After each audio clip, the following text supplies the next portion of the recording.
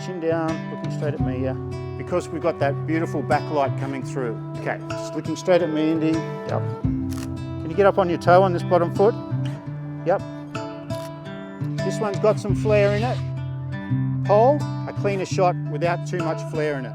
Now we're going to throw a bit of flashing behind him and use that to light Indy. Keep your nose pointed towards the light, but look out over that way. Yep, that's wonderful, perfect. Aggressive sort of a look, yep, that's it. Choosing your location for your photo shoot is one of the most important considerations that you will have. It makes a huge difference to the results that you get and can make a big difference to the quality of the results that you get. Now, I shoot mostly people, so it's a major consideration for me, with a lot of factors involved, such as safety, versatility, lighting. There's a whole range of things that we need to consider when we're choosing a location for us to shoot. Now, in this class, I'm going to explain the reasons why I choose particular locations. I'm going to explain how I find my locations, and I'm going to explain the influence that the location has on the final result, so that you'll be able to choose locations in your own area that are going to work for you and work for your images. G'day, we're here at one of my favourite locations in Newcastle, Australia, a location that's got a lot of possibilities. There are a lot of different areas that we can shoot here with various different lighting options. We've got some really nice bushland that we can shoot with available light. We've obviously got the tunnel behind me that we can shoot in either end with available light, or we can use our flash, our on-camera or off-camera flash, to get various different lighting effects in there. We've also got a couple of other areas within 100 metres of this place that we can shoot in too. Now, when I'm in these sort of locations, I'm looking to get as much variety as I can with my shots. I'm looking for the light to start with. I'm looking for how the light's going to fall on my subject. I'm also looking for the furniture in the location, somewhere that can suggest a pose for the model to lean against or to sit on, or something like that, just something that's going to add an idea to the image. The other thing I'm looking for, or I'm thinking about, is the viewpoint. Shooting from low down, shooting from higher up, shooting with telephoto lens from far away and compressing the perspective, or shooting with wide angle that's going to exaggerate that perspective, particularly in a location like this tunnel.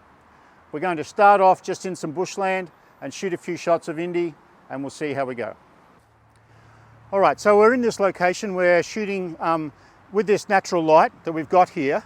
It is dappled light. The light's a little bit dappled on Indy's face, but I'm going to take a couple of shots and then maybe we might turn around the other way and shoot with that light a bit more behind her. But I like the look of the dappled light. I like the way that it's more natural that way. Indy doesn't like the insects that are buzzing around her face, but that's okay. All right, so this hand, Indy, just will need to be able to see it if you can. Can you pull that hand out? Yeah, that's it. Okay, great. So, it's looking straight at me. Okay. All right, that's good. Yeah, you can see how that light's really uneven on her face, so we're going to change around and shoot the opposite direction. Okay, so just looking straight at me, Indy. Here we go. That's okay. Ready? Yep, just tilt your head a little bit to the side, yeah. That's it, once again. Okay, great. All right, now we've got some nice light coming in here, but it's coming from fairly high up. So I think we might move to a different location. We could use a little bit of flash in here, but it's going to spoil the look of the shot, I think, because we've got so much of this night dappled light. We're going to move further up the hill and do some shots there. I think we'll get better light. We've moved to a slightly different position now, just a few meters from where we were, because the light here is much lower down. If we look at where our natural light's coming from here, further down the track it was coming from fairly high. Now it's coming from a lot lower, so it's going to light Indy's face more naturally, and it's going to light up her eyes a little bit more. So we'll do a couple of shots here. Okay.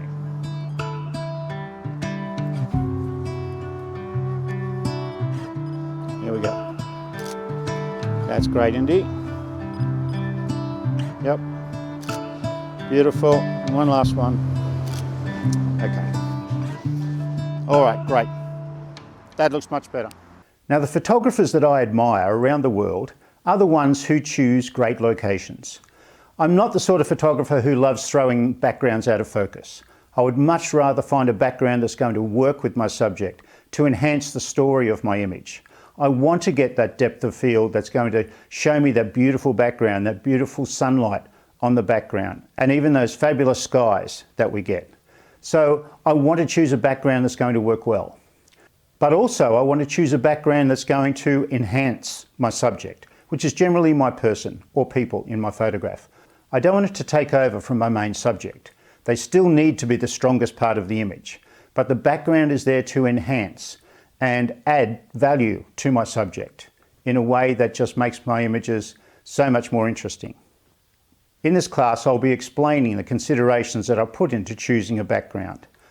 You'll see me shooting in one of my favourite locations, and I'll be explaining the reasons why I choose particular parts of that location for the shots that I do. You'll see me using the lighting in that location. You'll see me using the furniture in that location and using the backgrounds in various different spots to enhance my images.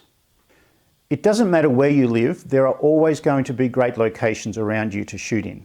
You may have to put a bit of effort into finding them.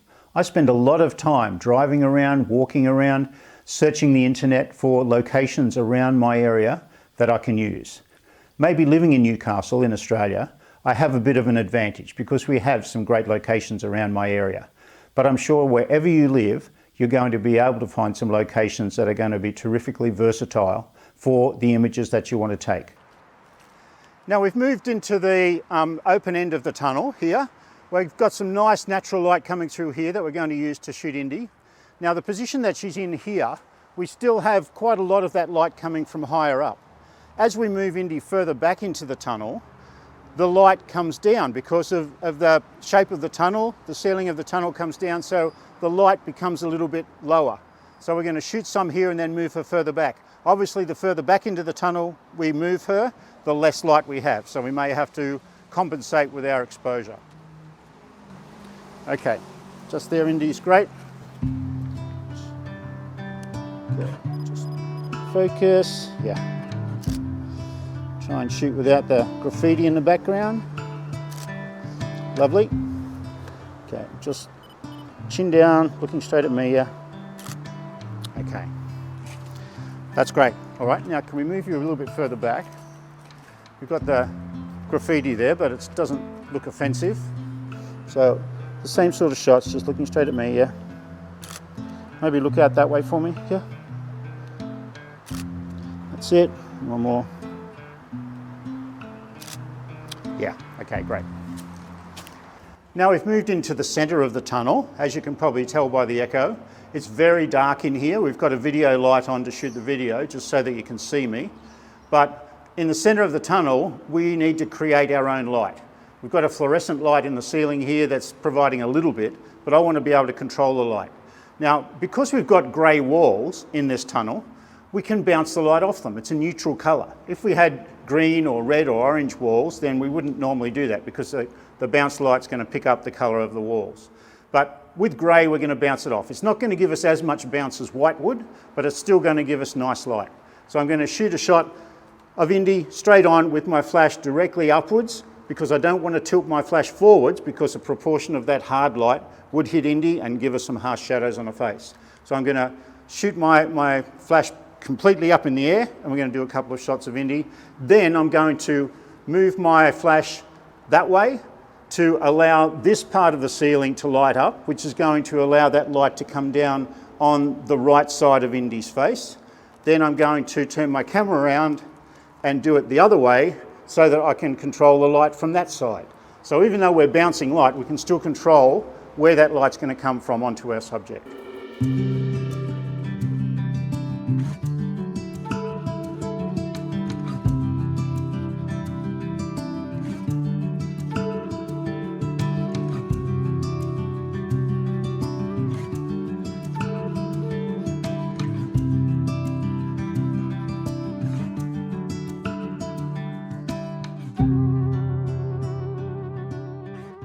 Now we're going to move our flash off camera. In this dark environment, we can control the light to suit our purposes. I'm going to use my speed light mounted on a light stand, but I want to contain this light to a narrow beam.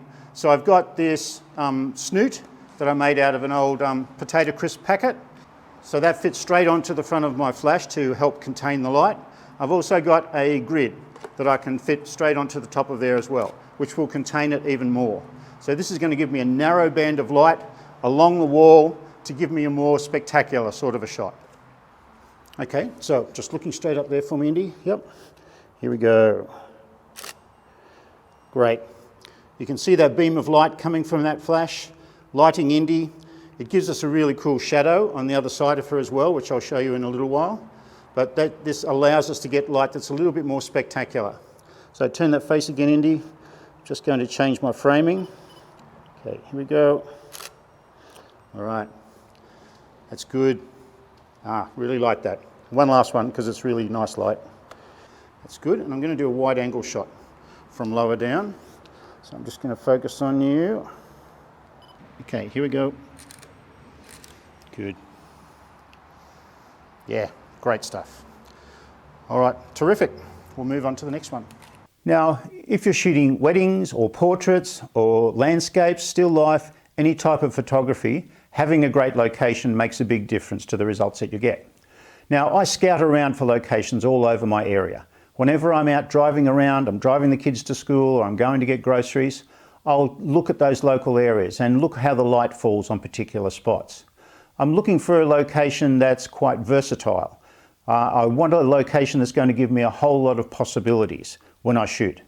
I'm looking for a location that's a bit unique, that every other photographer in the area doesn't use regularly. I want something that's going to make my images stand out a little bit more. Now, it doesn't have to be a fantastically beautiful landscape. You can get amazing images in locations that you wouldn't even expect. It's just a matter of shooting them from the right angle or shooting the kind of shots that are going to work in that particular location. Whether it's an inner city location or a country shoot, shoot by the beach or by the sea, you can vary your style a little bit to suit the location. It's much better off if you can find a location that has got a lot of variety in there, as I said. So a beach area that you can shoot on the sand, you can shoot on the rocks. There might be a little bit of grassland around, or even a few trees. You can shoot in the water. You can shoot around some caves or anything else that might be in that landscape. You can shoot at different times of day. The time of day that you're at your location has a huge bearing on how that location looks and where it's going to work in your image. If you're shooting a family portrait with a large group, you need somewhere that you can get people on different levels. So maybe a sloping area of ground, or an area that has some stairs or some picnic tables or something like that, that you can get people on different levels, depending on how big your group is. It has a lot to do with researching beforehand, preparing for your shoot, knowing what to expect when you get there so that you can choose a location that's going to enhance that photograph and make your job easier on the day. So you can concentrate on the important things about getting expressions right, getting your exposure right, getting your focus right. You don't have to worry about the location that may not be suitable for the shot that you're trying to do. Now we're placing Indy on this angled piece of paved concrete because we've got that beautiful backlight coming through. We've got the light on her hair and on her clothing. It just looks fantastic. Now, it's not easy for Indy to stay in that position, so we need to shoot it reasonably quickly, but you can see the results that we get. Just by looking for the light, shooting towards the light, using that sunlight as much as you can behind your model. We've got that nice soft light on her face, so it looks great. F8. Okay, just looking straight at me, Indy. Yep. Great.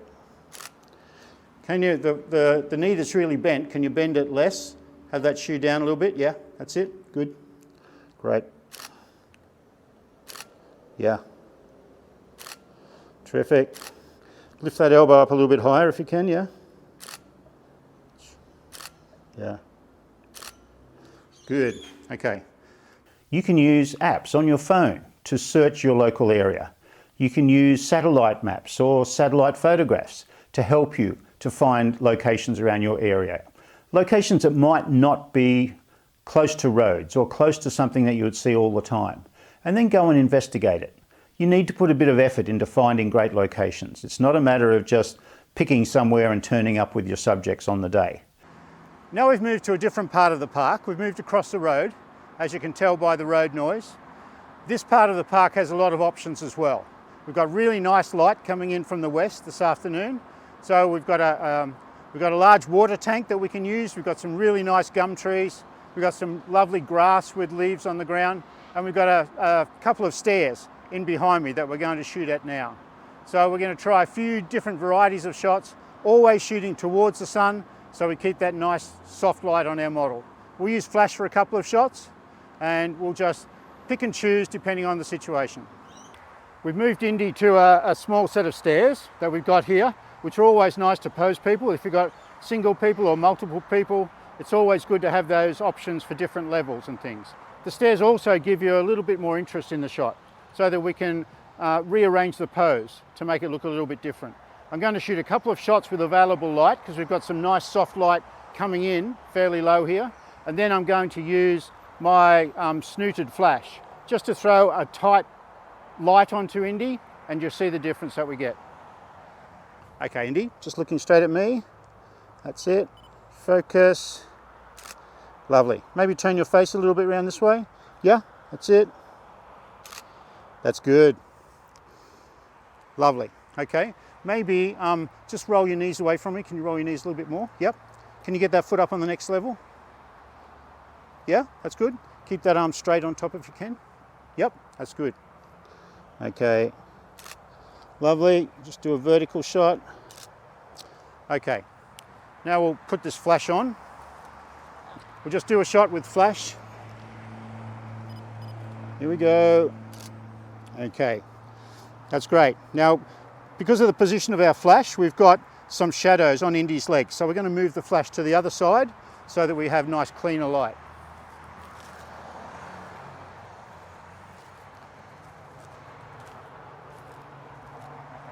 Is that aiming at you? Yep. Okay, just means you need to turn your face a little bit more this way. Yeah, that's it. Okay, great. Here we go. Lovely. Now you'll see that light looks much cleaner because we haven't got any obstructions in the way. I'm just going to drop my aperture down a little bit to darken it a little bit. Okay. Here we go. Lovely. Eyes to me, yeah. Good. Can you turn that face a bit further? Yep. Eyes to me. Good. Shoot a horizontal one. Okay. Can you get up on your toe on this bottom foot? Yep. Great. Okay, terrific. Thanks, Indy. I spend a lot of time walking around, looking at spots, trying out spots at different times of day, so that I've got a database in my head of locations that are going to work for particular types of shoots. You'll see quite a few of our local spots in the video classes that I'm uploading. So you'll be able to see how I use those locations and what I do with those locations, what times of day I get there, and how they look in my image to enhance my subject. Now, because we've got such spectacular light at this location, I want to try and do a few more backlit shots with Indy before that sun gets down too low. So we positioned her against a tree with that really nice backlight on her. She's facing away from the sun, obviously, but the problem for me is I'm shooting straight into that sun, so I'm going to get lens flare in my shot. I'm looking for a place around that I can get in the shade of something. I've got this pole here, even though it's fairly narrow, I can still adjust my camera position so I'm just behind this pole and the pole's blocking the sunlight from hitting the front of my lens. That's going to give me a nice clean shot without too much flare.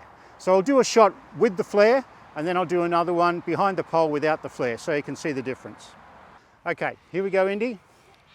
Now, this one's got some flare in it. You can hear those cockatoos screeching overhead. Here we go. Lovely. Now I'm just going to move into the shade of that pole.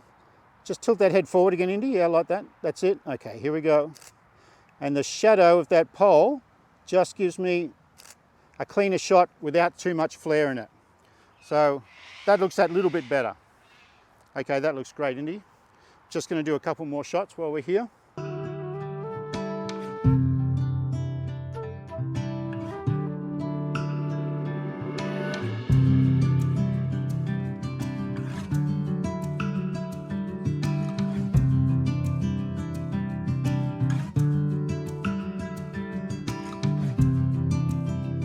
Now, lighting is really critical when we're photographing. No matter what sort of subject we're photographing, lighting is critical to the results that we're going to get. So you need to be careful to visit those locations when the light's going to work for you. Of course, you can use artificial lighting, as I do with a lot of my shoots, but still the ambient lighting, the natural light that's there on the day, will influence the background and influence how the background looks in my shots. So I try and be at these locations when the light is working well. There are apps that you can have a look at that will give you the angle of sunlight at particular locations. You can see where your sun's rising, where it's setting. You can see the position of it right throughout the day. Depending on the time of year that you visit these locations, your sunlight's going to be different. In Australia, in the winter, our sun is a lot lower than it is in the summer. The same with your location. So we get a longer twilight in the winter, which gives us a bit more time to get that great light just before sunset and just after sunset, at the twilight time. So think about the angle of your sun. Where we are in Australia, we never get the sun directly overhead. So I can go out in the middle of the day and still use that backlight on my subjects because I'm shooting people. And I still get that beautiful, nice soft light on their faces. But I need to have my background looking good as well. So generally early morning, late afternoon are my favoured times if I'm shooting natural light. And even if I'm using artificial light, I still want to get those backgrounds looking good. We've got these great big water tanks here, large green painted water tanks, which are brilliant for a background because it's a very plain coloured background. We've got our model, Indy. We've got our model, Indy, in a red dress. Because the red's complementary to the green background, it's really going to stand out well. So we're going to do a couple of shots with the available light here, and then we're going to put a bit of flash in behind Indy, just to highlight her and show a bit of backlighting, a bit of rim lighting around her. All right, here we go, Indy. Great. Maybe just turn your face this way a little bit for me, yeah? Lovely, just moving in closer. That's it, great. All right, terrific. You can see how great that looks with the red dress against the green background. Now we're going to throw a bit of flashing behind Indy. We're going to get Jen to go down there with a flash and just pump a little bit of flashing behind her. Now I'm going to get down low, Jen, so you can get down to the ground. That's it, maybe in a little bit more.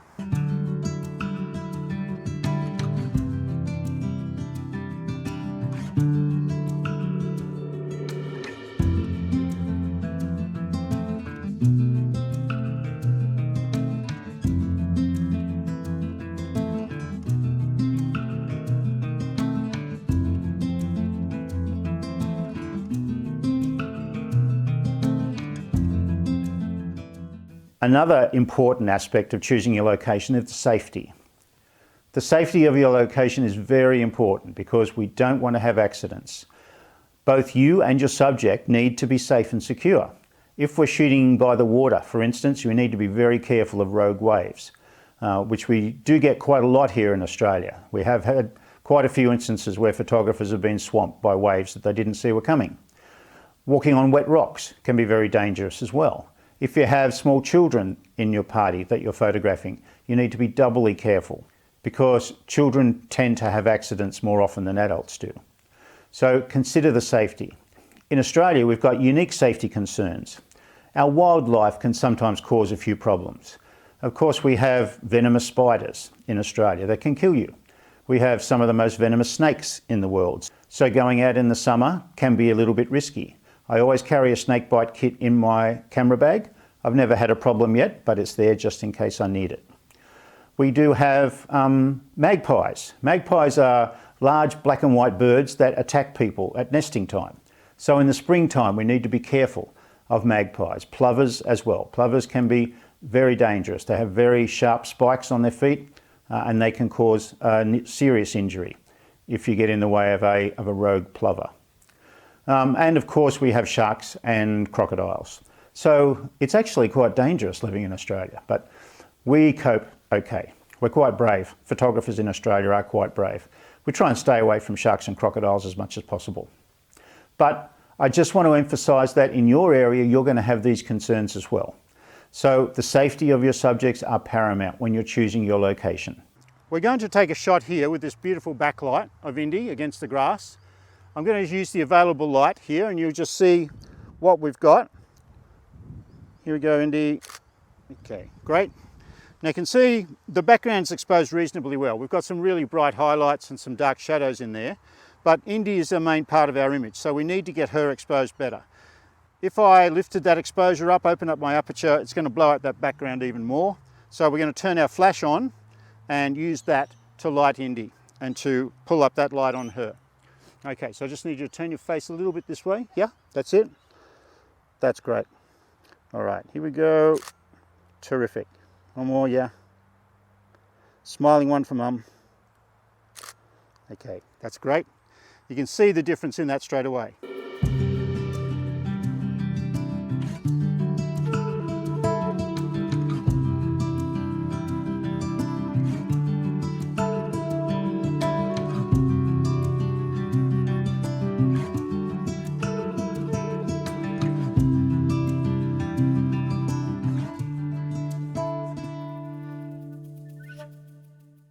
We might get you on your bottom with your knees up, facing down that way, please.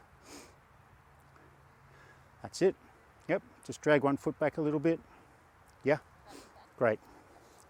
I'm just going to take advantage of this shadow here, just to pull our eye into the picture. That looks great. Okay, lovely. Now I'll move in a bit. Yeah, that's good. Okay. That's great. Thank you. Another consideration that may be necessary for you to think about is change room facilities. If you are shooting something like a model portfolio or a senior session, you may want to do a few different clothing changes for your subject. So you need somewhere safe and secure that they can get changed. I carry a collapsible change tent with me at all times, but a lot of the locations I shoot in have change room facilities, either on the beach pavilion or somewhere in that area where the model can go and get changed quite safely and securely. So think about that. You can buy a collapsible change room quite cheaply, and it's something that you can carry easily to your location if you need it.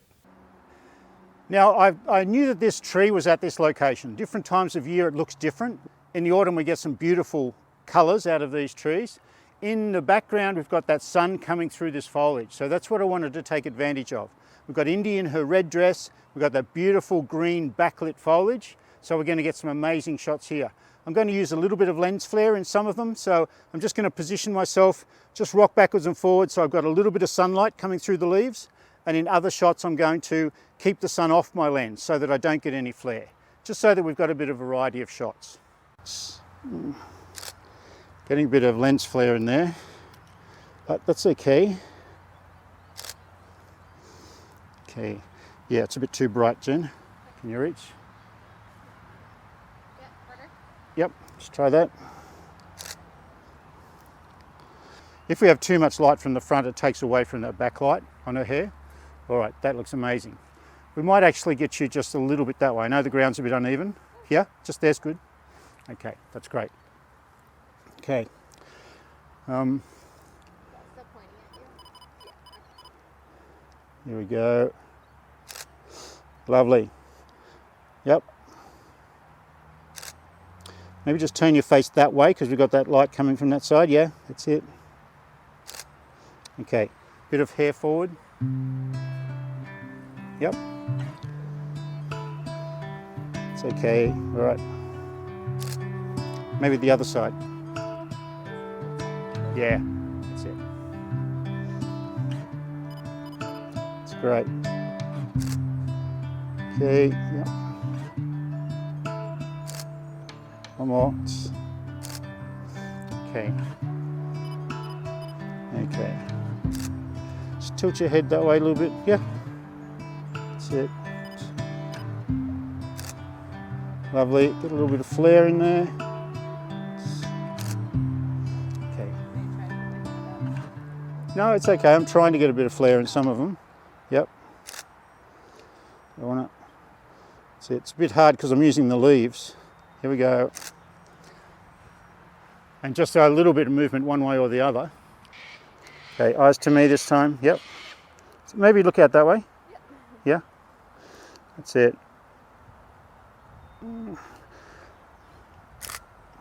Okay. That looks great. Okay. This time I want your nose to point straight towards the flash. Yep, but your eyes back to me. Yep.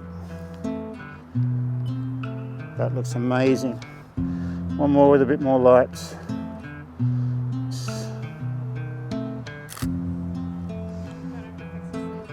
Yeah.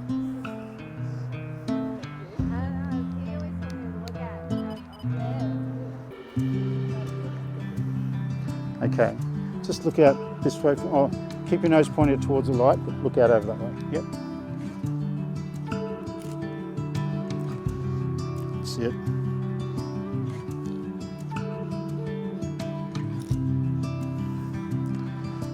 Okay, that's wonderful. Perfect. I've got a bit of flare in that one. That looks really good. Once I do a bit of processing on that.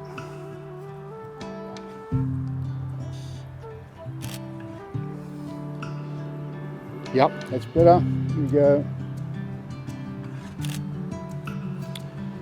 Okay, lovely. A bit of a wide one.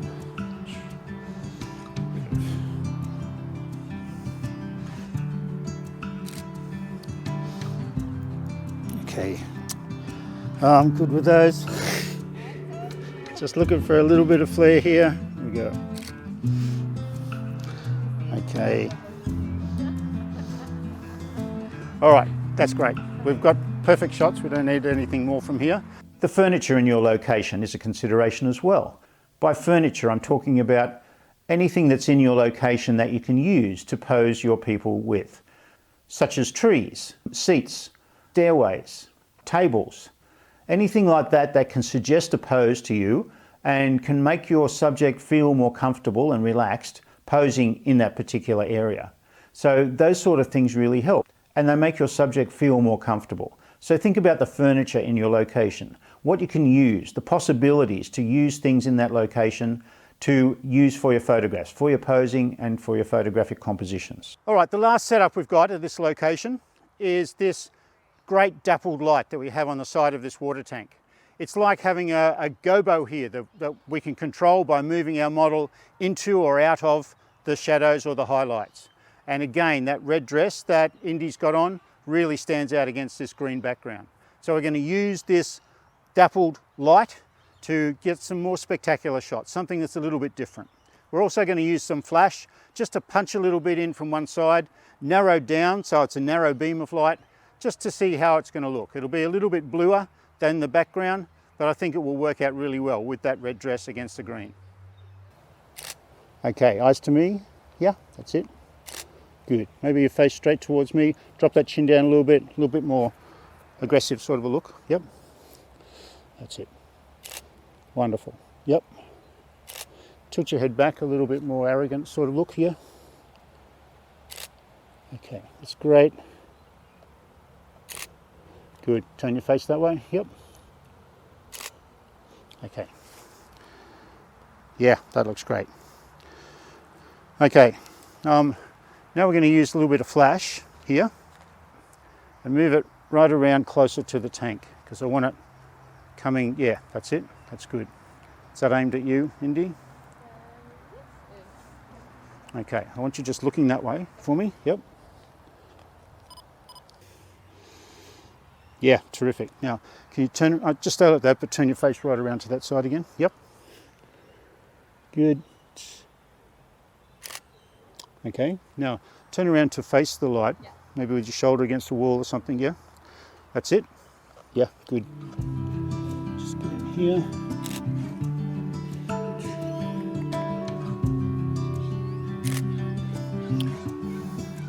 Okay. All right, I think that'll do. Here we go. Great, just eyes back to me, Indy. Yep. That's good, yep. Okay, yep. Okay. Maybe your hands up closer to your head, or if that's, yep. That's it. Good. Turn your face towards the sun, so your nose is pointing at the sun, yeah? Good. That's it. Okay. All right, all done. All right. Thank you very much for that. All right, so that's a wrap up for this shoot today. It was a great location. Your locations that give you more variety are the best ones to go for. So anything that's going to give you great light, great furniture, unusual viewpoints, things that you can vary, things that you can shoot differently every time you come along. So have a look around for those locations and see what you can find. Now, it's a great idea to check out your location a day or 2 days before your shoot, just to make sure that everything's the way you expect it to be. There could be roadworks or council works happening at the time that you don't know of. Things could have changed. Trees could have been cut down or removed. Various different things could change in your location since the last time you used it. So it's a good idea to go and check. Try to go at the same time of day that you're going to be there on the shoot so that you can assess the lighting. You can have a look where the sun's going to be. You can check the available light and any other light that you're going to use on the day. Also, it's a great idea on the day of the shoot to get to your location early. So again, you can check out things, make sure that you've got the light right, work out where you're going to start. Think about what shots you're going to do at the beginning so that the light works for you. You might find that various different parts of your location will work in different lighting conditions. So you might find a place to start and then work through those particular spots in that location as the light changes, as the sun sets or as it rises, depending on if you're there in the morning or the afternoon. If you're shooting people, it's a great idea to get there before they do, so that you can set up, you can arrange your lighting, you can check your exposure, you can maybe put somebody else in the shot if you've got an assistant or a friend there, just to trial your lighting and make sure that it's going to work, at least for the first couple of shots that you're going to do. Because when your people arrive, you don't want to keep them standing around getting nervous. People are always nervous when they have their photographs taken, and the longer you keep them standing around waiting for you, the less professional you appear and the more nervous they will get. So if you are all prepared, by the time they get there, you can just greet them and get straight into the shoot. It makes you appear more professional, as if you know what you're doing, and it makes them feel better as well, because they're not standing around worrying what's going to happen. Now, the times that I have prepared properly for my shoot are the shoots that tend to go more smoothly.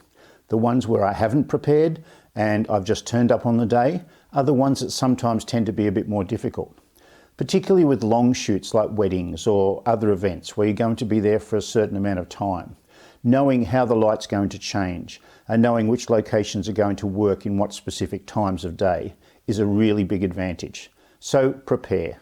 Prepare yourself for your shoot and you'll get much better results. The location that we use for our photo shoots, whether it be landscapes, portraits or whatever, has a huge bearing on the results that we get. As you've seen from this class, there are lots of different styles that we can shoot depending on the location that we're in. Being a photographer allows us to move around to these magnificent places. We tend to be more open and more aware of our environment because we're looking for these types of locations. We're looking at things like the light, like the sky. We tend to appreciate things much more than the average person, I think, because we're aware of all this stuff. Photography takes us to magnificent places, and it takes us out at times of day when the lighting is amazing. So we tend to get up out of bed and go to shoot a location shoot early in the morning at sunrise, whereas most people would just be happy to laze in bed. We get out there in the afternoon or in the evening when we've got beautiful light in the sky. So take advantage of this. Take advantage of this awareness that you've developed because of your photography, and enjoy your photography, enjoy your life, and enjoy your environment.